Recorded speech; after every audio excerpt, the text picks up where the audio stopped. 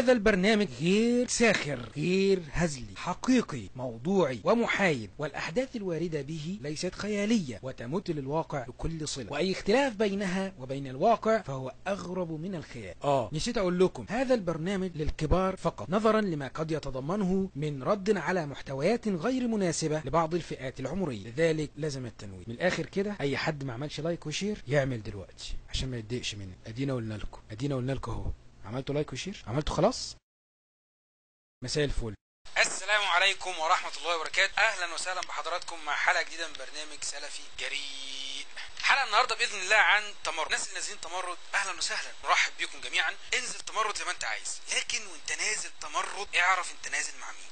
اول واحد هينزل مع حضرتك في تمرد هو الاستاذ حسين. طبعا الفيسبوك كله عارف مين حسين ده. حسين اللي كل ما حد يقول حاجة بنقول له على الفيسبوك رد حسين. طبعا المفترض ان حسين هينزل يرد على الناس دي، رد عليهم يا حسين. طبعا حسين ما فيهوش نفس يرد على حد. اللي نازل تاني معاك وانت نازل تمرد محمود سعد. نشوف توجهات محمود سعد ايه بالظبط. مش في المجموعة دي، يعني مش ملوش علاقة يعني هو جورنال ملوش علاقة بالجورنال يعني ابراهيم معلم ملوش علاقة ملوش علاقة بايه؟ السياسي محمد ابو الغار رئيس الحزب الوطني المصري الديمقراطي. يعني انت بتنتقد فكرة الاعجاز العلمي في القرآن الكريم؟ مفيش اعجاز علمي، لا يوجد. ده رأي الاستاذ محمد ابو الغار في الاعجاز العلمي في القرآن الكريم. الاعجاز العلمي في القرآن الكريم سريعا كده، في واحد اسمه كيث، ده عالم اجنة اكتشف ان مراحل تطور الجنين داخل رحم الام هي نفسها اللي موجودة في القرآن الكريم، وده سبب اسلام. Intensive studies of the Quran and Hadith in the last 4 years have revealed a system for classifying human embryos that is amazing since it was recorded in the 7th century AD. As far as it is known from the history of embryology, little was known about the staging and classification of human embryos until the 20th century. For this reason, the descriptions of the human embryo in the Quran cannot be based on scientific knowledge in the 7th century. The only reasonable conclusion is that these descriptions were revealed to Muhammad from God. He could not have known such details because he was an illiterate man with absolutely no scientific training. الإعلامي خالد منتصر اللي هو في قناة اون تي في بتاعت نجيب ساويرس. وثلاثي الله الدين الوطن مرفوض. ايه دخل الله بالسياسة؟ الإعلامي الكيوت جدا عمرو حمزاوي. ان واحده مسلمه تتجوز واحد مسيحي.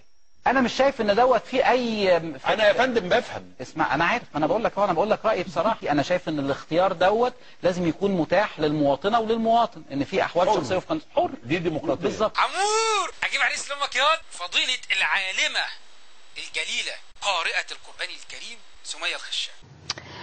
خليني ابدا كلامي بان ويكيد الله والله خير الكائدين. احنا في منعطف ويمكر الله والله خير الماكرين. المخرج السينمائي خالد يوسف له آراء غريبة جدا، غريبة عن المجتمع المصري نفسه، غريبة عن الأسرة المصرية. اسمع كده. اشتراكي مصري، بنتي تعمل اللي هي عايزاه، تمثل مشاهد إغراء. بص حضرتك، بنتي تعمل اللي هي عايزاه، متى بقى عندها 21 سنة ومسؤولة عن نفسها هي تصنع ما تشاء، لأن هي مسؤولة عن نفسها وهي اللي تقرر لنفسها. طبعا هو مش مستوعب اللي هو بيقوله، هو ما يعرفش ايه اللي ممكن يحصل لو عمل كده. لو بنته عملت كده يطلع بعد كده الشيخ عبد الله بدر. كم واحد قبلك، كم واحد حضنك، وكم واحد اعتلاكي. مش بس كده، خالد يوسف عنده بنته هو حر يختار لها المستقبل اللي هو عايزه. لكن مش بس كده، خالد يوسف له رأي ايضا على بنات المسلمين. انا رافض فكرة المحجبات. طيب محجبات حتى لو راهبات، حتى لو يهود. الاعلام الكبير توفيق عكاشة. لا استنى بيدي يا عشر. لا انا بس عايز اديك المعلومه. انت رحتي زرت اسرائيل؟ نعم. رحت القدس؟ نعم. المسلمين لهم ايه في القدس؟ بقت مسجد الاقصى. المسلمين لهم ايه في القدس؟ بقت مسجد الاقصى. المسلمين لهم ايه في القدس؟ بقت مسجد الاقصى. هذه حاجه ثانيه، المسجد الاقصى وما بقي من تراث مشترك مع اليهود. القران الكريم اذا ترجمناه للسريانيه فبيعطي تلته الانجيل، واذا ترجمناه بالعبرانيه بيعطي التلت الثاني التوراة، وإذا قرأ بالعربية تلت الأخير هو ده القرآن الخاص بالمسلمين. كيف تعترف بحق اليهود في الأراضي؟ طبعا طبعا اليهود لهم أحقية في تراثهم القرآن الكريم. إذا دكتور توفيق، إذا تم استدعائك لتشارك في حلقة أو برنامج حواري على قناة إسرائيلية، تقبل أم ترفض؟ لا. تقبل؟ أيوة. وتحب أن يصل رأيك إلى الجماهير الإسرائيلية؟ طبعا توفيق عكاشة غني عن التعريف وله رأي في قضية النفخ بالغاز، قصدي تصدير الغاز. أنا لا أرفض تصدير الغاز لإسرائيل. المفكر الخواجة سيد القمني له كلام خطير جدا، كلام بشع ما يقبلوش إنسان على وجه الأرض، مسلم أو غير مسلم. شوف كده سيد القمني صاحب الفكر العلماني اللي كل تمرد بتدين به. نحن مرضى بعبادة الدكتاتورية. كل منا دكتاتور، هو عبد للسيد الدكتاتور. أنتم العلمانيين دائما تصرون على وجوب إعطاء الفرصة للشعوب كي تعبر عن رأي، صح ولا لا؟ نعم. ماشي. طب لماذا عندما تختار هذه الشعوب الإسلاميين تصبح هذه الشعوب شعبوية بنظركم؟ ما هذا النفاق العلماني؟ تركزون على رأي الشعوب وعندما تختار غيركم تصبح شعبوية، كيف ترد؟ الإعلامي كلب سويرس يوسف الحسين. يعني اللي ما بيقراش تاريخ يعرف ان صلاح الدين ده واحد من الناس اللي بهدلت مصر. عايزك تبقى انت صلاح الدين. اللي انا بقول لكم انا ما بحبوش، هو حرر القدس بس انا ما بحبوش لانه كان بيكره مصر جدا. طبعا كلب سويرس دي مش كلمتي، ده كلمته هو. انا فعلا كلب سويرس. انا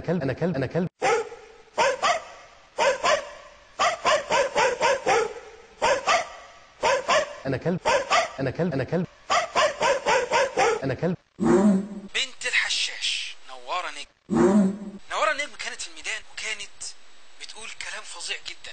مينا ده كان بيقعد يرش ميه على وشي ويقول لي قومي صلي الفجر واحنا في الميدان. كان في مواقف بتعيشها في الميدان، في احاسيس، في مشاعر بتعيشها في الميدان. انا عايز اتخيل كده كانت عامله ازاي في الوضع اللي هي بتتكلم.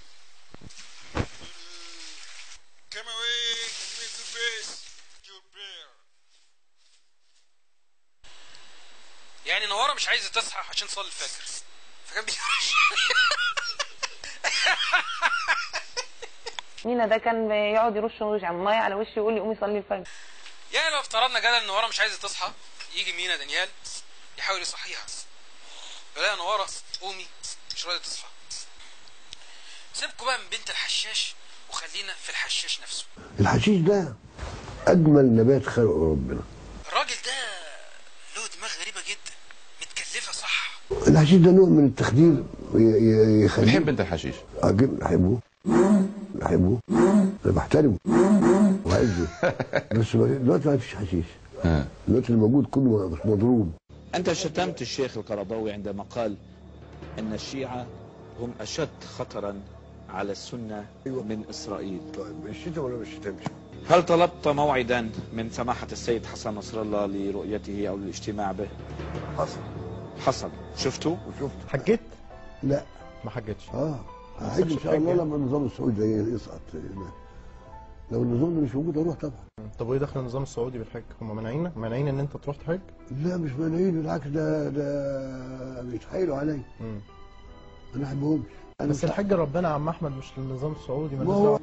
لماذا لا تصوم ولا تصلي؟ انا كنت بصوم والله وبصلي زمان. انا بصوم وانا عندي 8 سنين. بس بقى الامراض بقى انا عندي قرحه في المعده. فقط هذا الشيء الذي يمنعك؟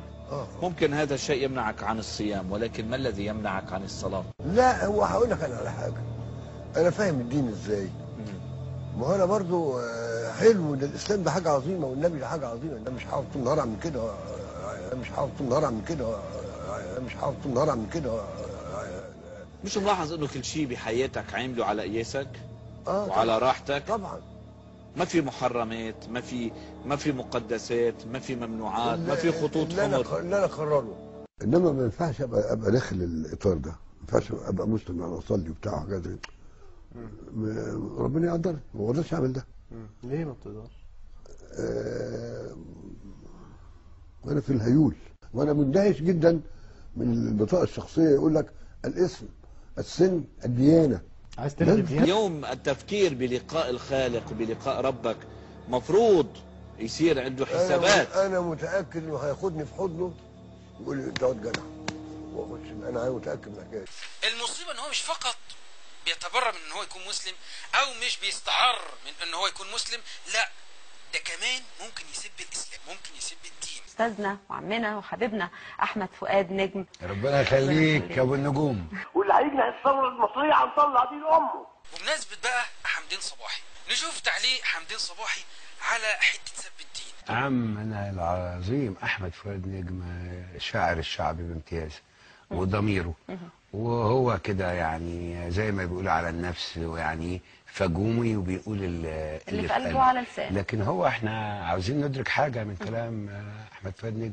احمد فؤاد نجم ده من المدافعين العظام طبعا عن هذا الجيش العظيم. انا لما اجيب واحد يمسك الحكم لازم يكون رجل صالح، لازم يكون رجل متدين، لازم يكون رجل يقدر ويعظم شعائر المسلمين، الصلاه، الزكاه. الله اكبر، الله اكبر، الله اكبر، الله اكبر. هو كان بيعيط في اماكن تانية كتير. الله اكبر، الله اكبر.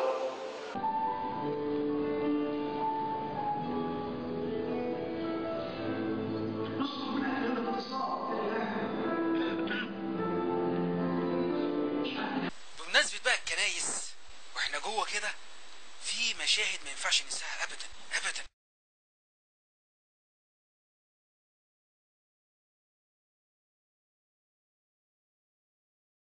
ابو حامد المفترض ان هو كان داعية وكان محفظ القرآن الكريم في مسجد الحصري. بمناسبة ابو حامد مش زينا كده زي المسلمين اللي بيقدسوا القدس الشريف والاقصى والحرم الشريف، لا ده له حاجات تانية مقدسة. القدس لها منزلة مقدسة عند اليهود والمسيحيين والمسلمين، لكن عندي القاهرة أقدس. أنا مش عارف أربط إزاي بين إن هو يقبل إيد البابا بتاع الكنيسة وبين إنه ضد الإخوان المسلمين. مش عارف إيه اللينك اللي بينهم. تمرد ما وقفتش فقط عند أبو حامد، تمرد وصلت لناس في القضاة، في ناس كبيرة جدا بتدعم أيضا تمرد. تهاني الجبال. البابا شنودة الثالث بابا العرب بمسلميه ومسيحييه، ربما وبضمير القاضي ونيابة عن سدنة العدل في مصر، ونيابة عن سدنة العدل في مصر، أشهدك أننا سنبقى حراس على قيمة العدل والمواطنة وحق كل مواطن في مصر في أن يحيا بسلام على أرض شعب. نتوسل إليك أن تصلي من أجل مصر كي يسودها العدل والمساواة والحق والحرية. أنت أب لهذه المعنى. في ناس تانية برضو بتحب البابا شنودة. نحمل البيض لمصر، لا يمكن يكون على أي نحو الخير جه على ايديهم. أنا بيض طائر النهضة. البيض إبراهيم عيسى، قصدي الإعلامي إبراهيم عيسى. نشوف مع بعض الإعلامي إبراهيم عيسى وبعض الحاجات اللي احنا لقطناها له كده بيقول ايه. مفيش حاجة في الدين اسمها حجاب المرأة، شيء لا وجود له في الدين. مش موجود في القرآن حاجة اسمها الحجاب، ولما تدور كمان مفيش في السنة النبوية أي حديث شريف يقول تحجبي. مفيش كلمة المرأة المحجبة، حجاب المرأة المسلمة أو المرأة المسلمة المحجبة. مش فقط ان هو بينكر آيات في القرآن الكريم، ولكن أيضا بيستهزئ بألفاظ في القرآن الكريم. لا تخول لمحمد مرسي انه يغير شكل مصر وانه يدعي لنفسه سلطانه. هم اقرأوا كتابية هم سلطانية. لا ده سلطانية لا سلطانية. هم اقرأوا كتابية هم سلطانية. الكلام ده ينفعش يقال من رجل محترم بيحترم القرآن الكريم. على فكرة إبراهيم عيسى رغم انه بالمنظر اللي حضراتكم شفتوه ده الا انه دم خفيف قوي وكيوت جدا ولذيذ قوي، ممكن تسمعه تقعد تضحك قوي قوي قوي. أتذكر ميكروفوناتنا هم كله إلا الميكروفون. امال يبقى مسلم ازاي وينشر الإسلام ازاي ويغيظ لقباط ازاي ويكيدهم ازاي من غير ما يشغل الميكروفون. والله لنعلقن رقبتك في صحن الكعب صحن الكعب صحن الكعب ولنضعن ميكروفوناتنا في زورك عشان الناس تسمعك، وثكلاتك امك سكلاتك امك الناس تسمعك وانت بتناولهم بالقلم يا عدو الميكروفون خسئت. اذكر ميكروفوننا بخير. بتاع خزيمه بن خزاعه اصل المدام بتاعته زعقت لعم منجي البواب وتالله لنورينك يا مدام خزاعه يا ام الوتوت الرخم. خلي ابراهيم عيسى يرد على ابراهيم عيسى. يا ابراهيم عيسى، هو انتوا كده يا ملاحده يا علمانيين يا رمم عايزين توطوا صوت الاسلام وتخوفوه؟ طبعا الاذان مش عامل التهاب فقط لابراهيم عيسى، عامل التهابات كتيره لناس كتيره. من التفاصيل برضو اللي بتضايقني جدا الاذان سيدنا النبي عليه الصلاه والسلام كان بيقول ارحنا بها يا بلال. يعني دي حاجه جميله نسمعها نروح نصلي. الله اكبر الله اكبر. ايه يا عم الكارت الاصفر ده في ايه؟ في ايه يا معلم؟ ما بالراحه، هو انت عشان صاحب العماره ومعامل جامع تحت عشان تاخد ميه تقرفني؟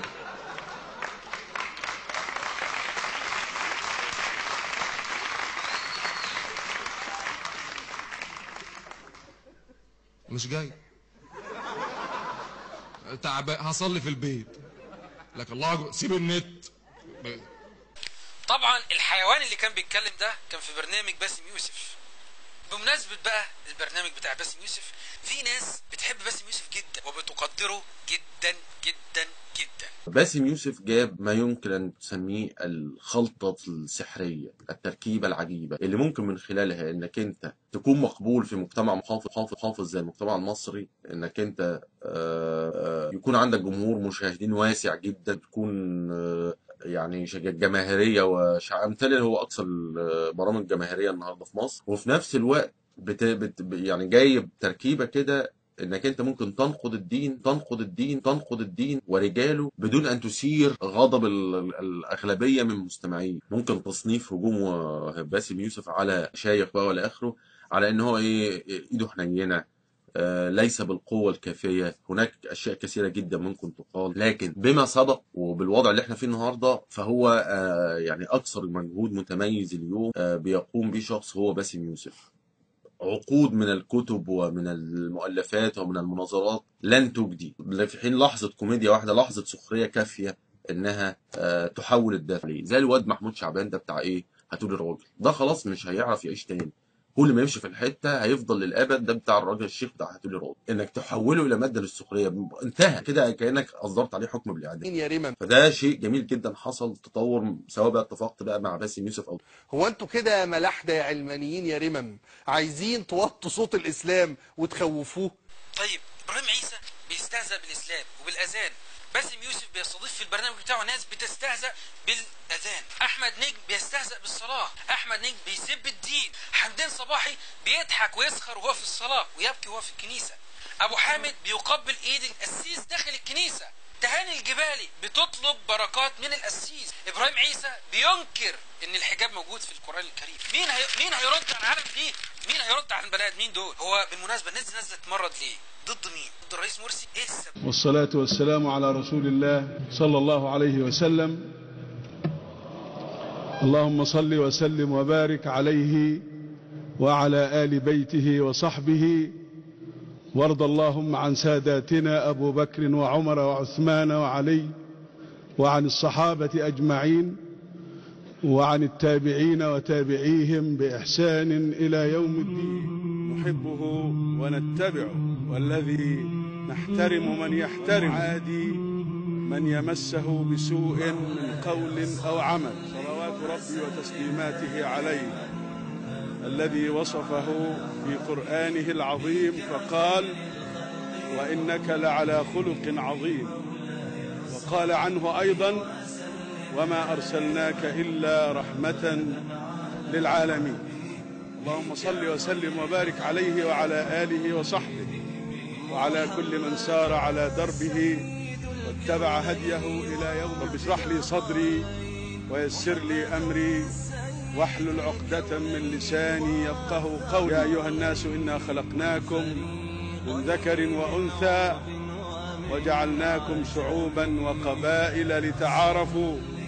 إن أكرمكم عند الله أتقاكم إن الله عليم.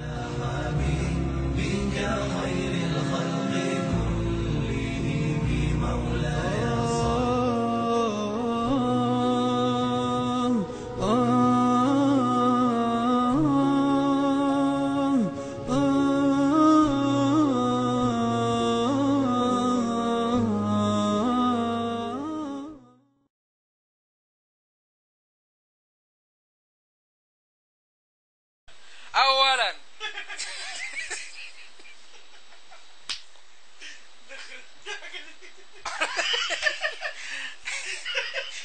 خشوا على مين؟ محمود سعد.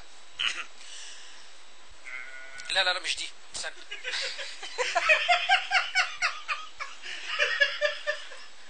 طبعا الحيوان اللي كان بيتكلم مش حضرتك خالص.